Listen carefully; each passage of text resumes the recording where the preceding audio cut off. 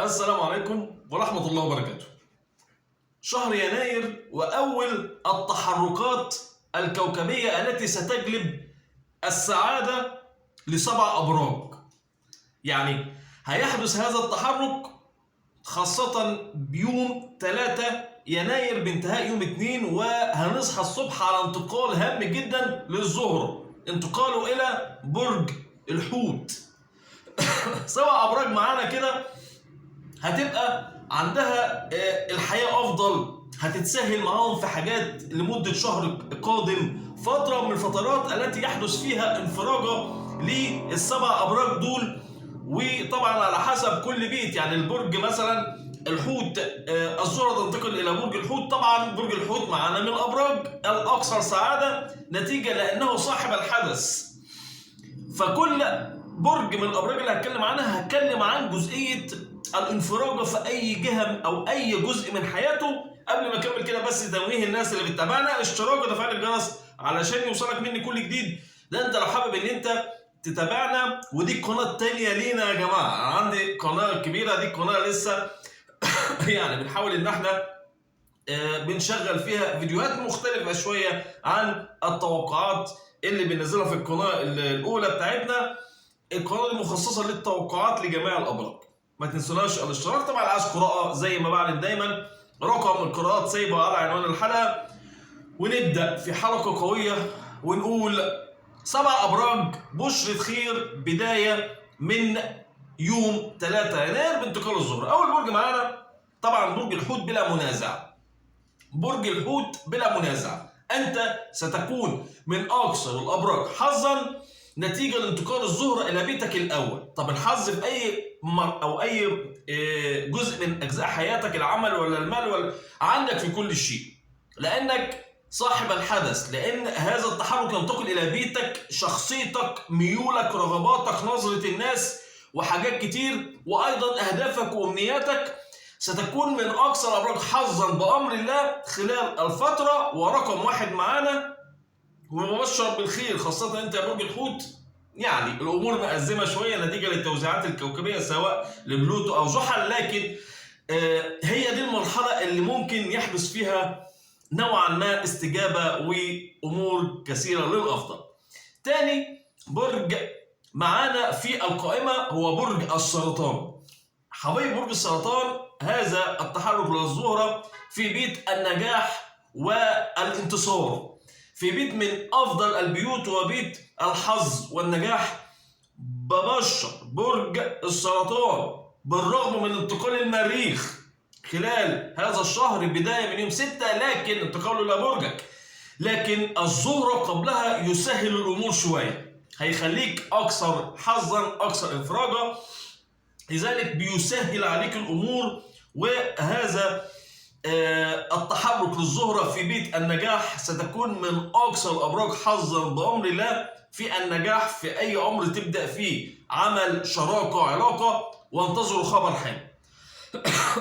اما ثالث برج معانا اكيد هيكون برج العقرب. الابراج المائيه ستكون من اكثر المحظوظين، لكن لسه معانا 4 ابراج اخرى. البرج الثالث معانا برج العقرب، لأن هذا التحرك الرائع يقع في بيت المال والعلاقات العاطفية والمشاعر. يحدث تحسن كبير في كل شيء، خاصة إن الشمس في برج الجدي مستمرة، وده بيعطي نوعا ما إيجابية أكتر. فكل التوزيعات الكوكبية مناسبة ليك، خاصة يوم 3 باكتمال الزهرة يحدث تحسن، انفراجة مالية، عندكم خبر مالي انتظروه، عندكم أيضا بأمر الكثير منكم حلول للأمور أو المشاكل العاطفية، حلول لأي شيء معقد. هي فترة عنوانها السهولة، يعني أنت الأمور هتمشي معاك أسهل مما تتوقع. بشرة خير حبايبي برج العقرب. رابع برج معانا هو برج الدلو، وبنصح برج الدلو ان انت تستغل اي فتره فيها حظ. برج الدلو الزهره ينتقل الى بيتك الثاني، بيت المال. خبر حلو قوي في العمل او المال، ببشر بانفراجه، ببشر بشهر قادم رائع، خاصه ان يوم 20 الشمس ينتقل الى برجك، وعطارد ينتقل يوم 28 الى برجك. عندك توليفه كوكبيه كده مستمره معاك لغايه اخر الشهر رائعه، بالرغم من التوترات والصعوبات التي من الممكن أن تقابل الكثيرين، لكن نستغل الشهور، لأن في شهور تانية تبقى صعبة، فنستغل الشهور اللي ممكن يحدث فيها استجابة أو اللي ممكن يحدث فيها انفراجة. ببشر بالخير حبايبي برج الدلو، وبشرة خير وأمر مالي أو خبر مالي وانفراجة مالية تطال الكثيرين حتى لو كان سداد ديون. خامس برج معانا هو برج الميزان. برج الميزان هذا التحرك هيكون في بيت العمل والصحة. الصحة إن شاء الله في خبر حلو، لكن أنا بتكلم هنا على العمل، وبعد كده نشرح ليه الصحة برضه. الزهرة تنتقل إلى بيت العمل. العمل بعديه مال، انفراجة في العمل، قبول لك في مكان العمل، انفراجة أيضا تتعلق بالمسائل المالية. ممكن يكون هذا التاريخ ميعاد ولادة مشروع جديد لحياتك لو انت عايز تعمل مشروع جديد. فترة رائعة جدا في كل شيء يتعلق بالعمل، والزهرة تسعد وتنهي العقبات. أما الصحة فبشرة خير بشفاء للكثير. ببشر ونتمنى الجميع يكون عنده شفاء ويكون بصحة جيدة. طيب سادس برج معانا هو برج الثور. طبعا احنا قلنا 7 أبراج، يعني ناقص برج كمان هنقوله في الآخر. برج الثور عندك فترة صاخبة من العلاقات الجديدة، وأيضا عندك مرحلة كده فيها انفراج على مستوى العمل وتحقيق هدف.